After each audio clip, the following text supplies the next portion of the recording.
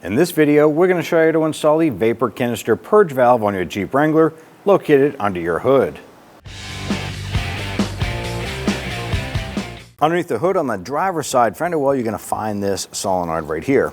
Now it's anchored by a rubber grommet on this mounting tab. I'm going to pull this right up and off. There's an electrical connector here. I want to lift up on this tab. Work that connector off.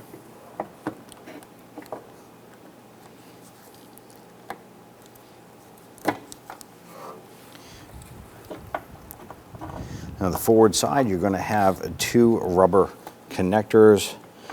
These are vacuum controlled units. I'm going to grab that. And once we have it separated, let's go ahead and separate our mounting here. We're going to use some pliers.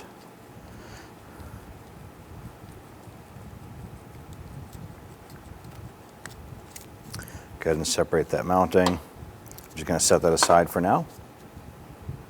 You're going to take your mounting bracket here.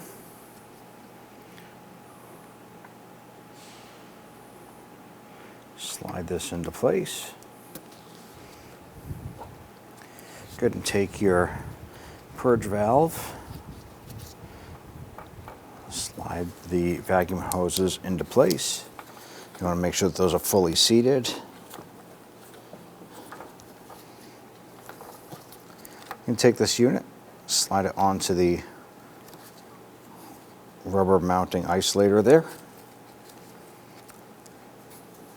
Line up the electrical connector, push that on.